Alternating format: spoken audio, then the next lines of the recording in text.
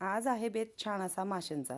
तर इकडे मासे माझे तळून झालेत थोडेसे, बाकीचे तळायचे राहिलेत कारण गणेशला खायचे होते मासे.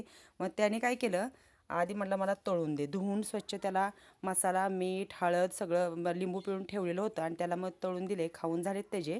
आणि मी आत्याने काय केलं, पीठ भिजवून ठेवले.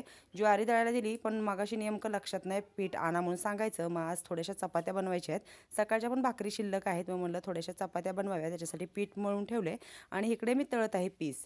जे काही मसाला लावून पीस माशांचे ठेवले ते तळून घ्यायचे छान असे कडक, आणि त्याच तेलामध्ये नंतर मग वाटण करून रस्सा फोडणीला घालायचा. तर मी रश्श्याला काय काय केलं, खोबरं, लसूण, थोडंसं टॅमॅटो असं वाटण करून घेतलं आणि छान तेलामध्ये तेल सुटूसपर्यंत वाटण तळलं.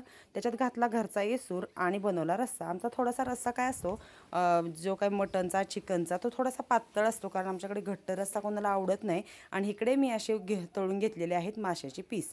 तर मग आमचा आजचा बेत कसा वाटला माशाचा, रस्सा आणि तळलेले मासे, हे तुम्ही मला कमेंट्समध्ये नक्की सांगा. तर दुपारच्या मला एका व्हिडिओला कमेंट्स आली होती की ताई, उपवासाच्या दिवशी तुम्ही म्हणजे नॉनव्हेज हे करता का, खाता का? तर मंगळवारी काय असं एवढं हे नसतं.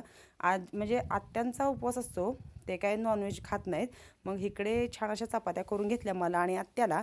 सकाळची मुगाची भाजी आहे आम्हाला. हे बघा छान चपात्या, 2-3च चपात्या केल्यात आणि मला तव्यात ती ठेवलेली आहे मस्त अशी कडक करायला चपाती. तर या सगळ्यांनी छान असं जेवण करायला.